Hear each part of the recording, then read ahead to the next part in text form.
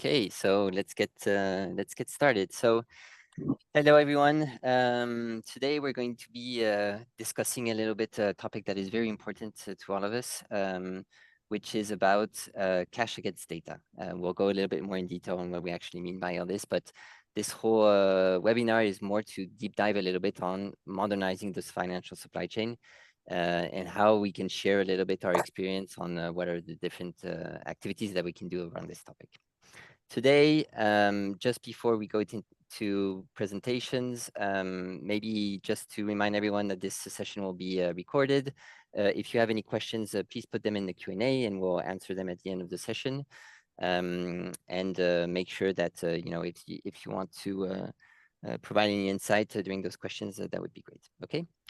So if we can do a quick round of introductions, I'm very happy to introduce Tim and Karel. Maybe Tim, if you can introduce yourself fairly quickly. Thank you, Jean-Baptiste. Tim Nicole, I'm the founder of Prima Trade. We are a platform that connects buyers, financiers, and suppliers together. And we now have around 500 companies trusting us to coordinate and manage the digitization of their supplies and their supply chains. Okay, thank you, Tim. Welcome to the webinar. Karel? Yeah, right. Good afternoon, everybody. So my name's Karel. I'm VP Sales EMEA for Calculum, and for the last 15 years within supply chain finance world, I've been working for some large organization in the past. So happy to be here this afternoon. Thank you. Thanks, Karel. And then myself, Jean-Baptiste Bernic, I'm actually part of Accenture. I'm part of a specialized practice that focuses on anything related to treasury and working capital management. So basically anything that is related to cash optimization, we would be tackling. So for us, any topic related to cash is very important. And I think today this is going to be a very interesting conversation with Tim and Karel to go a little bit deeper on this topic. Okay. So before we actually... I was going to say, Jean-Baptiste, just before you leave that slide. Yeah. We've all reversed our beards. I just thought it was really astonishing. that is true. That is true. It's like, come on, guys. Is this a sign of the future? Carol is just doing much better than you and me, I think. Well, I don't know what. It's summer, so for me, this is I live in Barcelona, so the weather is a bit warmer, so it's better to have no beard. Tragedy, Jean-Baptiste. That's a tragedy, living in Barcelona. Anyway, sorry, I interrupted your flow, but it was just no impossible not to notice. Yeah, it's true. It's true. Okay, well, talking about things a bit more serious. Why are we here? So I think it's to set a little bit the scene. Why is cash important, and why is working capital still, one of the top priorities for companies in 2024? If you look at, high-level studies, what is the trend today in terms of cash conversion cycle across, all the different companies that exist today?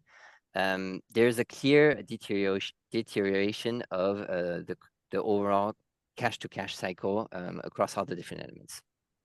If you look at it a little bit more in detail, I think in DSO, so everything related to your order-to-cash process, there's a slight improvement that we can see, and I think here is because companies are focusing a lot on collecting quicker the money and making sure that their process is a lot more straightforward from that perspective. But I also see a risk on the DSO side related to the overall financial supply chain and the financial risk that you have across the supply chain. On the DPO side, here I think there's a relative improvement. We can see a longer extension of the DPO across the different organizations. And I think here it's a little bit similar. Companies are very cautious and want to make sure that they have a very strong P2P process, and also are working on extending of terms, and we'll go a little bit further into that discussion a little bit later. Where there's a bigger deterioration is around the DIO, and there's a major trend across all the different companies across increased inventory.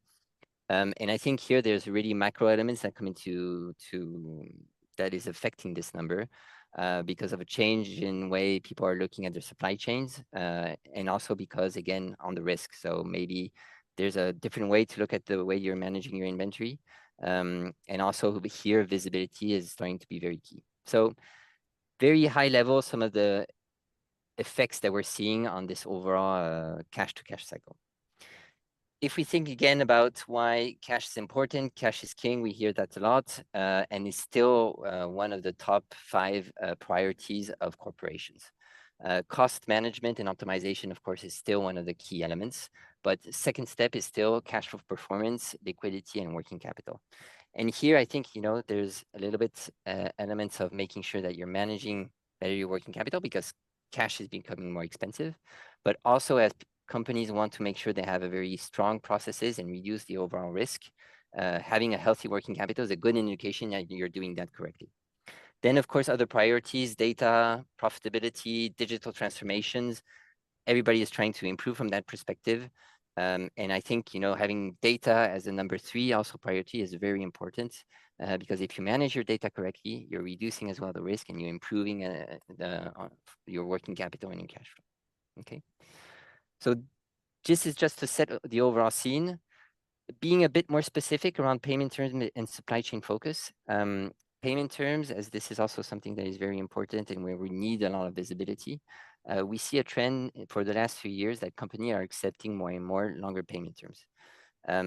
But they're not accepting it without any trade-off, right? There is supply chain finance tools that exist to sort of help in that extension of terms, but also they need to make sure that they have a very strong internal process to manage their P2P process.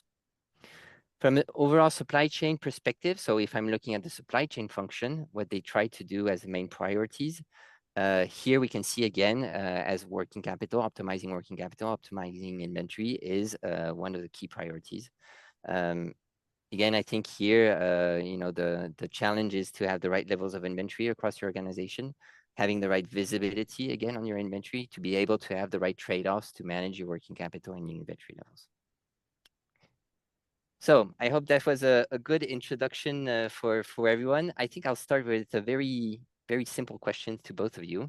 When we talk about working capital, we're talking about order to cash, P2P, inventory processes, but when we talk about the financial supply chain, what is really the financial supply chain for you two? Carol, do you want to go first? Because yeah, probably.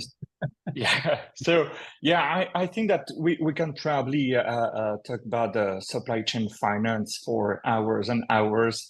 But I think the most important for us is probably the evolution for the last couple of years. We have seen that it was like since the COVID that the shift from the corporate side has been done differently, that we are more focusing on EBIT, for example. Raise of the interest rate doesn't help as well to get cheap financing. So we need to find alternative solutions, I would say. And we can see as well that within the supply chain finance ecosystem, we have added more solutions on how to be more efficient. So we can see that there is an increase on focus to focus on resilience, for example, the rise of digitization, of course, growth of alternative financing solution, supply chain finance like dynamic discounting and facilitating early payments for suppliers, and focus on sustainability as well. So I think that, as you say, JB, at the beginning, cash is king. And probably before injecting some money onto the supply chain, I think it's really important, at least from what we see at Calculum, that we can help our clients to have a good working cap first. And maybe I can add something, because JB, I think part of underlying all of this is, what is the financial supply chain? What's the definition of it? What does it cover? So for me, it covers 3 things. It covers invoices, payments, and supplier financing. So the financial supply chain is the bit that happens from shipment to payment. And what we see in many organizations is there's a big investment to, well, people talk about procure to pay, and then what they actually end up with is procure to ship. They end up with lots of investment in stuff that manages shipment. That's your inventory layer. That's making sure the stuff is getting from suppliers to where it needs to be. But the ship to pay piece, this bit that the corporate treasurer and the CFO is looking after, in terms of the day job, obviously they look after tons of stuff, but in terms of, you know, handing out money to suppliers, when do they have to do it? Are they actually in control of their DPO, their days payable outstanding, or is it the procurement team that's actually setting all the payment terms? Who actually owns the DPO, the days payable? If we go back, if you don't mind, John, to go back one slide, you know, we can see here we've got DSO, DPO, and DIO. So, you know, the cash conversion cycle, how much cash, working capital is tied up in the activity of the business. Obviously, days payable, that's kind of a credit. That's credit you're getting in. DSO, that's credit you're giving. DIO, inventory, that's cash you've got tied up. So you get to your 72.2 because you've got minus 48.5 plus 49.1 plus 71.6. There you go. And what we often see in companies is that the treasurer is trying to manage cash conversion, CCC. He's trying to manage that. That's his working capital, but he's not in control of DPO. Because that payment term, how suppliers are being paid, that's being run by somebody else in the organization.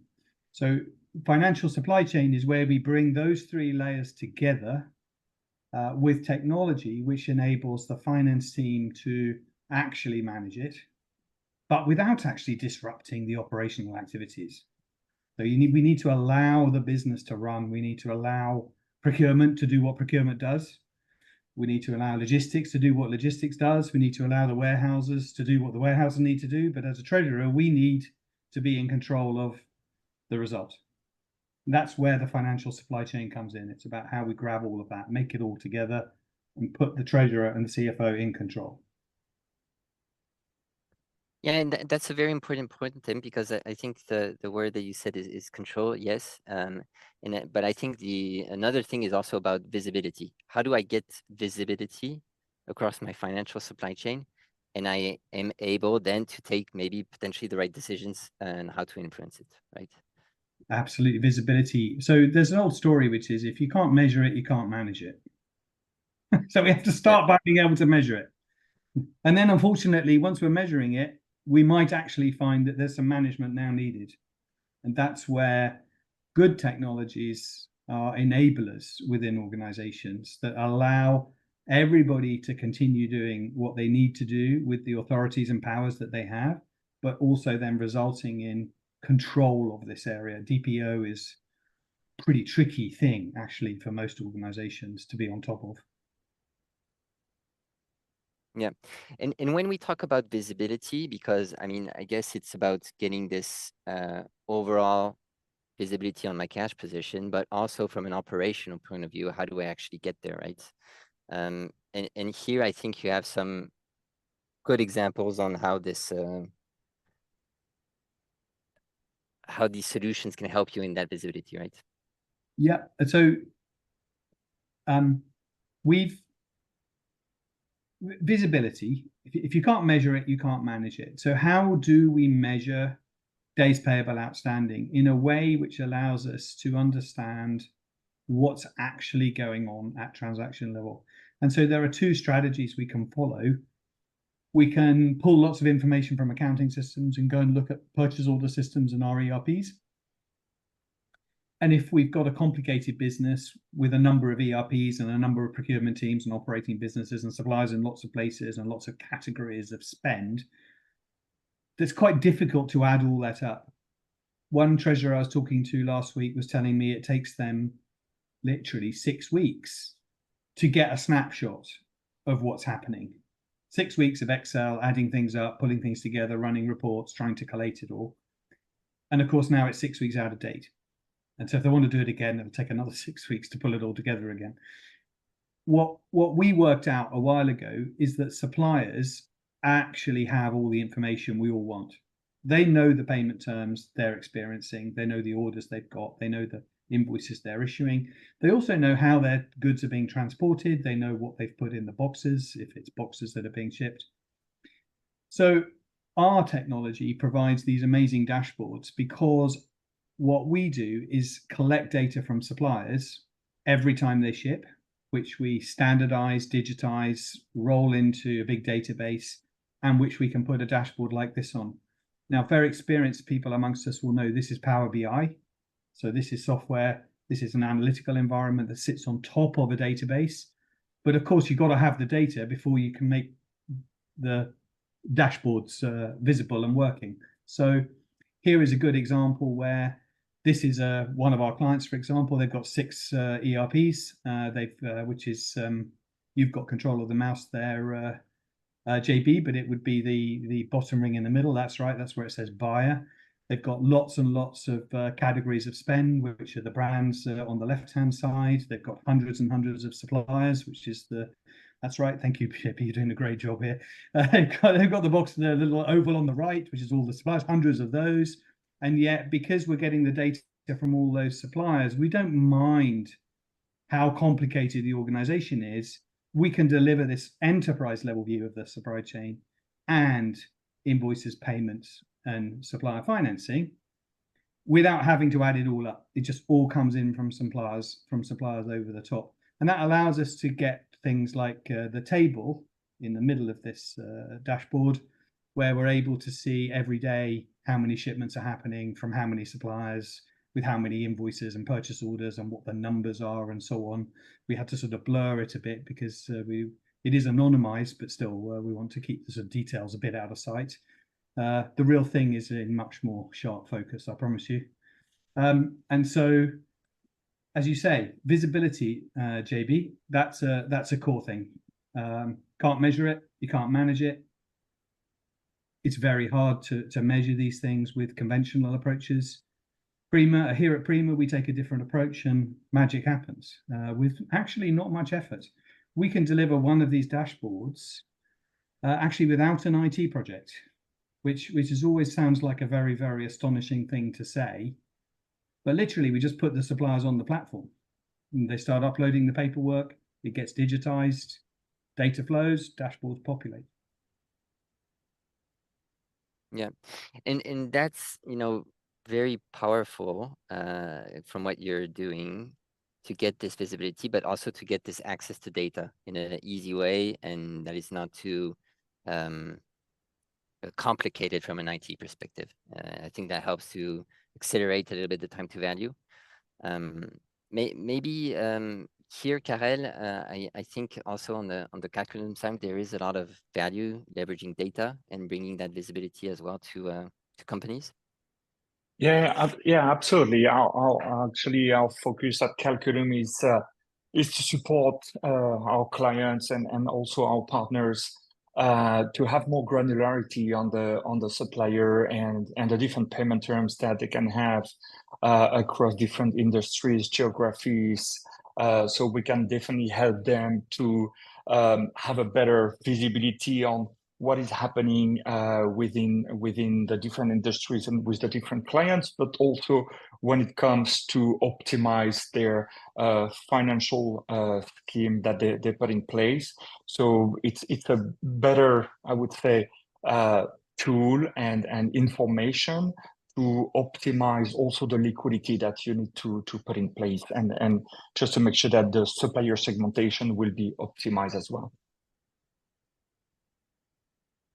Yeah, because when I'm doing a working capital optimization project, especially if I focus on the DPO, on the P2P, I mean, one of the main levers will be to look at extension of terms, benchmarking my company against my terms, and seeing what is the potential opportunity, right? So, and a lot of my clients are always asking me, what is the term that I should use? What is the reference? What is the benchmark? And I think here, again, if we talk about optimizing the financial supply chain, having the access to data, having the access to visibility, I think there's all these tools that exist today on the market that can help you do that.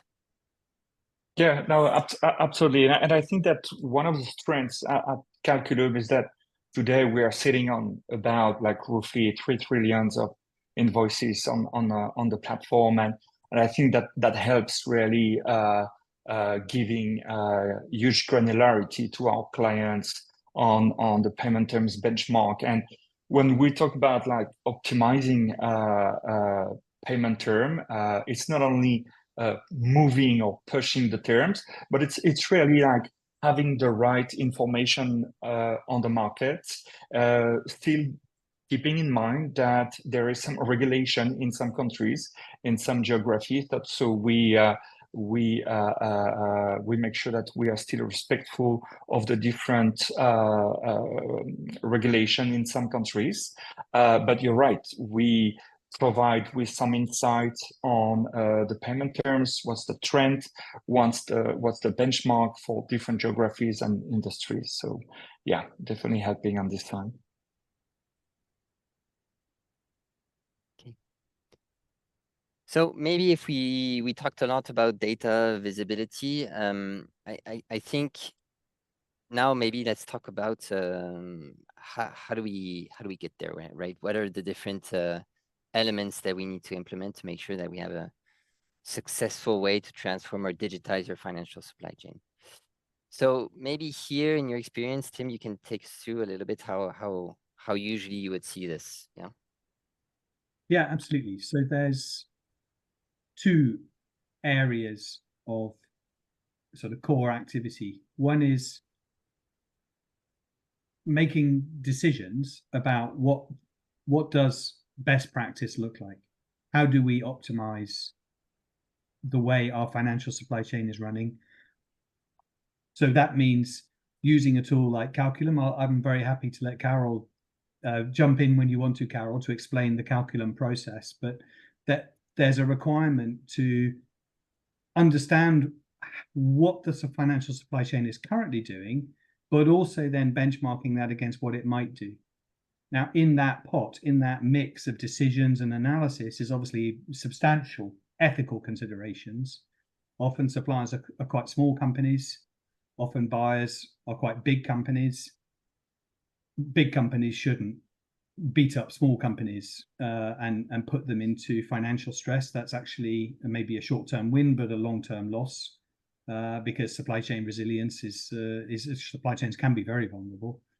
And so that whole bucket of analysis is quite a complex, difficult area.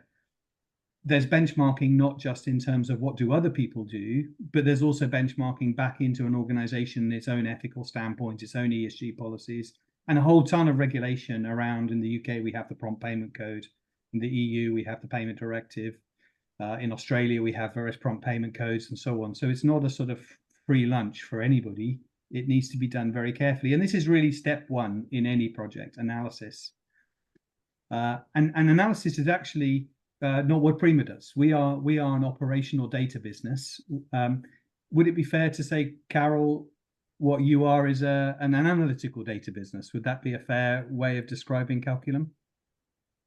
Yeah, probably. And I would say that, like, personally, having working for different companies and sitting at different stage here of this journey, I can definitely say that Calculum is I think at the very beginning of this journey, in the sense that we start analyzing the data from our clients, and analyzing mean of course normalizing and enriching the data with the data that we have on our side as well, to compare with what we have, and providing with some benchmark, but also creating some scenario, because usually what we do is that we identify per spend file about 10% in cash flow opportunity. So it's I would say it's an average that we have, but usually this is the first pass that we have on spend file, and that helps building some opportunities, some plans for our clients on how to optimize their payment terms, DPO, or how to optimize their supply chain finance program when it comes to reaching out to the right buckets of suppliers, where we combine on our platform also with some financial information as well, coming from Prima-Trade as well. So definitely we help optimizing and segmenting the supply chain finance program that we do. And then, of course, once we have done that, Prima-Trade will have all the results and can definitely set up the right program with the right liquidity behind. So Carol, just thank you. And I think that was really helpful. And I would say, GB, please do come in here, that this is not just a mathematical or benchmarking exercise.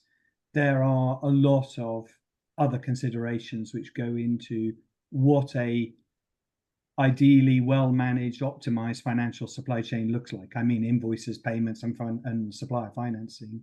It's quite a 360-degree topic. It's not one that actually Prima we're completely qualified to advise on.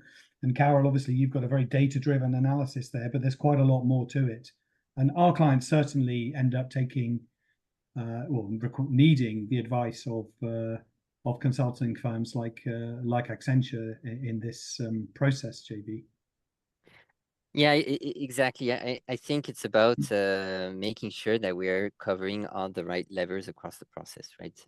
So, at the beginning, do I have the right contracts? Do I have the right guidelines in my contracts to make sure that I have the right payment terms? Again, here, Calculum can help you to set that payment term strategy across the organization, but then you need to make sure that's implemented across the organization. So there is a lot of activities to consider there.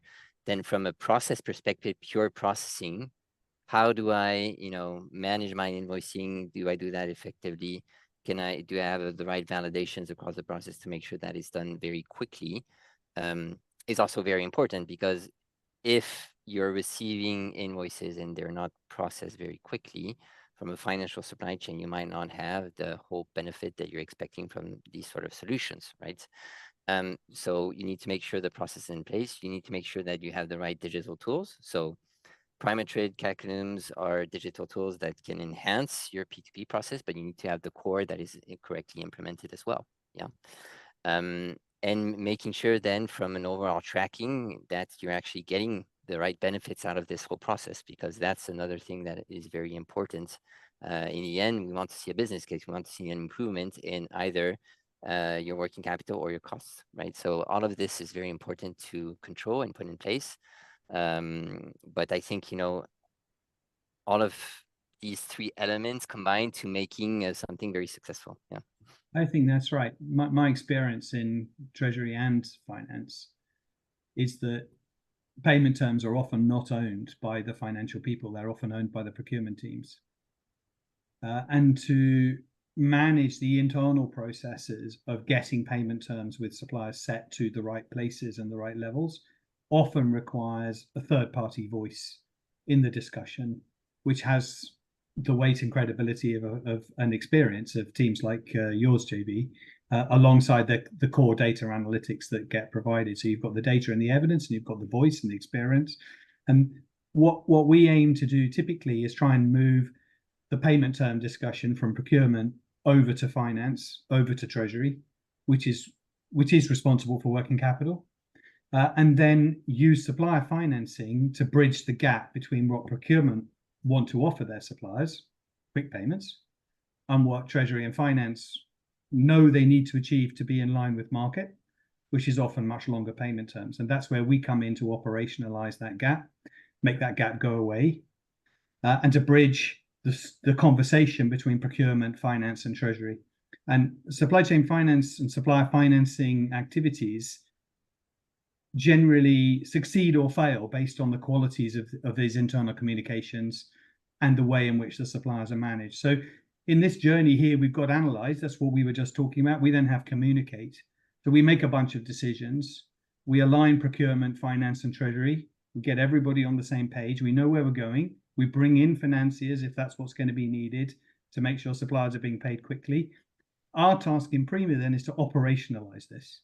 So we're the dull guys. We do the boring processing of stuff The key thing we achieve is the collection and management of all that data at an enterprise level. It's all driven by the supplier activity. We can get approvals of payments to suppliers done very quickly, often within 2 or 3 days of shipment, not after delivery. We have one client where at the moment their ERP doesn't get sight of the invoice until the due date is already passed. And that is amazingly common. It's just, you'd imagine it can't be like that, but it's amazingly common that this financial supply chain, especially in very fast growing, very successful businesses, the business has done great. It's grown really fast, huge amounts of success, but the ERP and the financial supply chain have got left behind. And there's a whole load of people manually doing things, trying to keep on top of it. And that's the area which we clear up and sort out, delivering the model that a Calculum can provide, and operationalizing decisions. So we have a communication process, which is making sure everyone's aligned. And then we have an implementation process, which is switching on the suppliers, generating, making sure payment terms are running correctly, invoices are being printed by suppliers with correct payment terms, tracking their processes and their shipping documents, generating early payment approvals, earning discounts from early payments from suppliers. Most of our projects pay for themselves, and then delivering the working capital outcomes the treasurer is looking for. And you end up then on the right-hand side in a transformation box. A result of this new activity, dynamic management of the financial supply chain, a result of all of that are significant opportunities to revisit how the organization is working. One of our clients told us last week that they'd achieved a 40% headcount saving in their finance area as a result of investing in technology to run their financial supply chain more efficiently. But those are the kind of things that you do, JP. We don't advise on the transformation side. We're just the data geeks. You're here to help me execute my strategy. Yeah. But I think that Tim is exactly right here, that it's also a global initiative, at least from a corporate side, a client side. And if we want to be successful, if the client wants to be successful, he really has to follow the different steps just to make sure that, starting from the analysis and making sure that we got in the scope the right numbers of suppliers, then we got the right platform, we got the right solution as well, and the financing. I think it goes pretty smoothly to a good success story internally as well. So if we talk a bit about the value, the business case, right? So Tim, your solution is very powerful because it captures the information very early on, right? And it helps basically to de-risk a little bit this whole process, right? I think a big part of working capital as well is to make sure that you're getting the right trade-offs between whatever type of discounts you may be earning or the working capital you may be giving out. So here is how are you dealing with these things in the way that you're managing this? Well, so we have two ways of working. Let's call them the with Calculum way and the without Calculum way. The without Calculum way. So there are two numbers that we're very interested in with each supplier. One number is what discount would be a fair discount for a supplier to accept for instant payment. We're not even talking early payments, we're talking instant payments, payments at shipment rather than payments after delivery. So we want to know what that discount, what the market level of that discount should be. And sometimes our clients want to take a very simple approach to that and literally set a discount for everybody in the whole world or set certain discounts for different countries. And it's a blunt instrument, a sort of blunt tool. What this discount is saying, supplier, you're going to give us a certain payment term. We're going to standardize our payment terms on 30, 60, 90 days, whatever it's going to be. And if you don't want to wait for your money, you can have it early via a supplier financing program, but you give us a discount for that. And the supplier financing program, in our view, should generally be structured as a backstop. We want it to be at a Goldilocks level. Goldilocks, if you remember in the Three Bears, like the porridge that was just the right temperature. So we look for this Goldilocks, just right equation, just the right term, just the right discount. So suppliers are incentivized to not use it because they could beat that term, beat that pricing in the market. So they're not becoming reliant on this supplier financing offer. But at the same time, it's there as a backstop that suppliers know anytime they want the money quickly, they can get it. So you're giving huge amounts of confidence to the supply chain, getting it truly resilient, but at the same time, you've extended those terms. So some of our clients really put a finger in the air, stick some numbers out, and they go with that because they feel they know well what should be happening. We have other clients where they use a tool like Calculum, which allows them to calculate literally supplier by supplier what that Goldilocks picture looks like. What's the Goldilocks term? This supplier, 30 days, is it 60 days, is it 90 days? What do they normally do? What are the alternatives? And then on the discount side, where would that fair discount be for that supplier in that market, given who they are? And supplier financing can be a very, very good thing, and it can be a very, very bad thing. It's a very, very good thing in the Goldilocks version, where it's there as a safety net for suppliers. It allows you as a buyer to extend your payment terms where you want them, and your supply chain is made more resilient because of the offer that's available, but suppliers don't become dependent on it. And it can be a really bad thing if it's made too cheap, because suppliers all pile in, and then you can't take it away, and it becomes dangerous. Or it's super, super expensive, and suppliers feel very unhappy at the pricing they're being offered when they're forced to take it. They feel like their buyer is trying to profit out of them. So somewhere in the middle of all of that is the right answer. And that's where some treasurers are saying, I think I know, let's just go for this. And we have other suppliers taking very much more systematic and data-driven approach. Is that an answer to your question, JB? This is how we see that sort of environment flowing. Yeah, no, it answers it very well. And I think here also, yes, it's again about this right trade-off, and we're not really talking about dynamic discounting here, right? It's a little bit more complex than that. Yeah. I don't know if you know me reasonably well. I've got my own personal views about dynamic discounting, which is I think it harms supply chains quite significantly because if I'm a small, so what is dynamic discounting? Dynamic discounting says there's a specific pot of money available to the supply chain. Suppliers can have it, but they have to bid for it, and the highest bid wins. And of course, if you're a small company in an emerging market, and that's how it's going to work, you can't turn around at the end of the month and tell your workforce that you can't make payroll because you didn't bid enough in the auction. What you're looking for as a business is the certainty that there's liquidity and the certainty of its price, and then you can plan. So dynamic discounting is a very tricky topic, and there are plenty of people who'll disagree with me. So I have my view. Always happy to hear other views, but I don't see I don't really understand how we can justify dynamic discounting as being good, as a good thing. Discounting is good, but the dynamic bit is where I struggle. Yeah. And here, Karel, do you want to add anything on this, or? Well, we are not focusing on this one exactly, but I would say that from a financial standpoint and with the different models that we offer and the different information that we offer per suppliers, we also provide with cost of debt, WACC, and different other KPIs on financial ratio on suppliers. So I think that there is a lot of opportunity as well for our clients to modelize and to build some can-build analysis on what could be the right solution, the right trade-off between supply chain finance, dynamic discounting. Sooner or later, we will offer also some deep tier supply chain finance as well.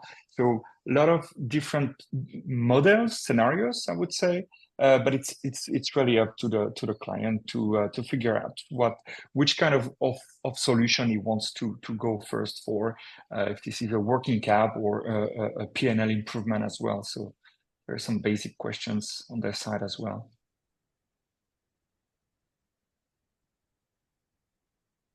Okay. All right. So we talked about visibility. We talked about the advantage that Calculum could bring, especially at the beginning of a project, to sort of size and give the right information for a project. We talked about how Private Trade can help execute the overall supply chain finance program. We talked a bit about benefits as well, how this brings value to the overall supply chain finance, and how we can optimize cost and working capital in this whole end-to-end view. Here, maybe, Karel, if you want to bring a bit more your views on the benefit aspect of things. Yeah, well, I think it's pretty much what we talked about just before, but I would say that as Tim mentioned before, there is probably a scenario with and a scenario without Calculum when it comes to designing the supply chain finance program. And you can see that usually we gain into performance on working cap, on free cash flow here by using probably payment terms extension and also all the different analytics that we provide.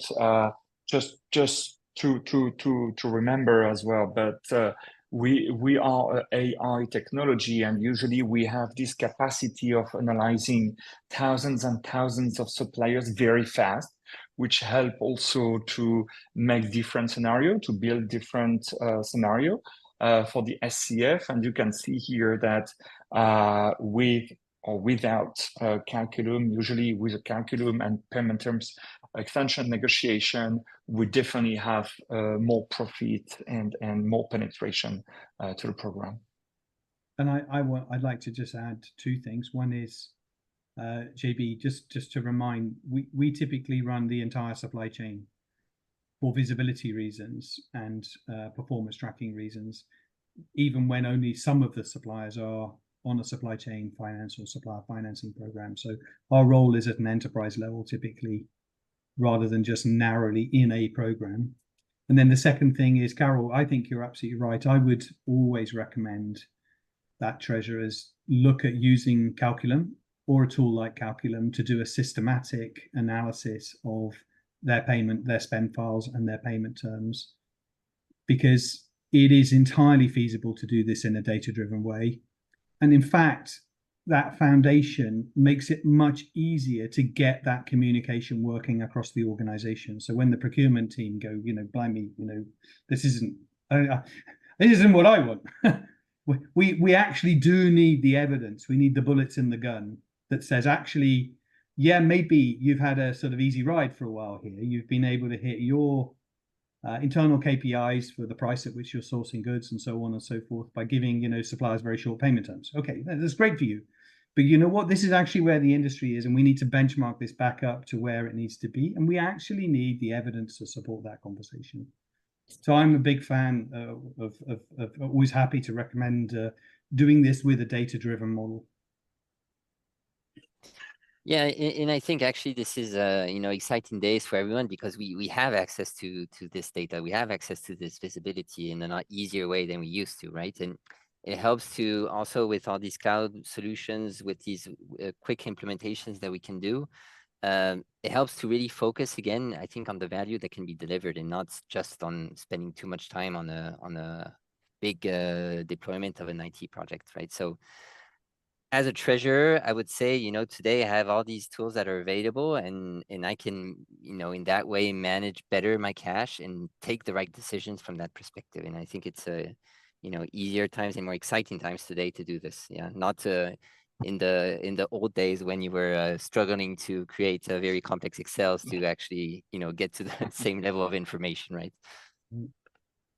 That's right. No, we always come back to that old rule. If you can't measure it, you can't manage it, Yeah. and it's very, very important to be systematic here. And JB, you're absolutely right. You know, the data's out there. It just needs to be organized and analyzed efficiently. And as Carol, as you just said, you know, we can get a pencil out and try and do it, but it's much easier to ask the computer. Absolutely. Yeah. And I would say, at least from our perspective and our experience at Calculum, we have seen also that where corporates struggle today, it's not probably with their tier one top 20% suppliers, but it's more when it comes to the long tail, to mid long tail suppliers, and we are going to geographies where access to data is also more difficult. Usually at Calculum, we have access to data, and we are able to provide with some really inside data to our clients as well. And that's really definitely helped also optimizing any supply chain finance scheme being implemented. And Carol, you mentioned earlier deep tier supply chain finance. We already have clients now asking us to organize terms and arrangements to get cash to the second level suppliers in the supply chain, and in actually even the third level. I don't think it goes all the way, you know, down down to the field in a manufacturing process, but it certainly goes several layers deep, where we have buyers who are starting to say, well, hold on a second, like a garment industry, like t-shirts. I know the factory I'm buying the t-shirt from, but I also want to know where they got the fabric, and I want to know where the fabric mill got the cotton from, because I need to evidence where it came from. It's part of my ESG policies, my the modern slavery regulations and so on. I need to know where this cotton came from. So we're starting to see buyers wanting not just, it's not integration, it's not vertical integration of supply chain, but it's vertical control of the supply chain. And actually, the treasurer and the finance director, the CFO, are the ideal people to implement that, because we can, on our technology, actually buy the cotton, pay for the cotton, put it into a supply chain finance program so it can be funded as the cotton moves to the mill. We can then pay the mill, and we can put that in the program. As the fabric moves from the mill to the factory, we can do the same thing, and then the factory gets paid net of the other pieces. And our platform allows all of that to be evidenced, because it's driven by supplier data at each step. Each step is evidenced by transport documents, packing this, and the invoices that are flowing through that process. So deep tier is something that is definitely coming, in our view. It's not coming because financial people want it. It's coming because actually companies need more vertical control over their supply chains, and the money is a very good way to engineer that. And for the money to work, you need the data. You need a supplier data-driven process to do that. Absolutely agree. Absolutely agree. And actually, I attended some conferences the beginning of this year in some different countries with some different people background, and all the time there was some keywords which were coming back and forth, and we were always talking about ESG, resilience, and data. And I think that when we talk about ESG, as you just said, about the sustainability and the resilience, we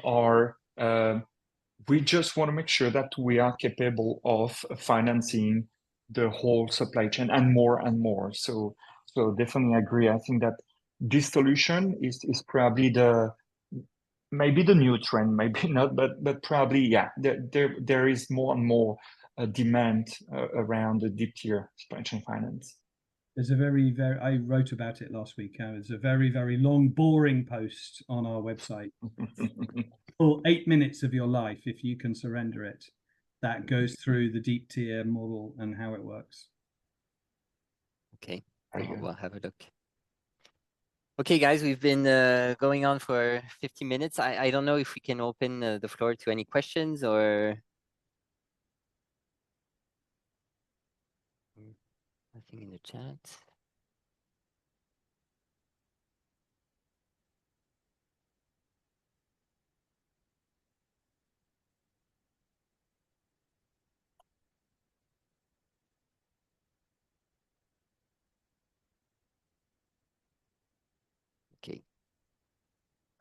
I see no questions. Then that means we've been very, very clear.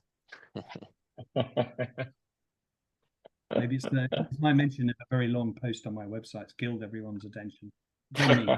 Or maybe No, maybe they're reading it. yeah, they're already on it. Or maybe they're expecting three guys with beards, JB. Yeah, maybe. Okay, well, if no further questions, maybe we can close for today. Mhm. Thank you, everyone. It was a pleasure. I hope everybody found this interesting, and let's talk soon then. Thank you. Thank you, JB. Thank Thank you, Carol. It's been a pleasure. Thank you, team. Thank you, JP. Very much appreciated. Thank you. Thank Bye-bye. you.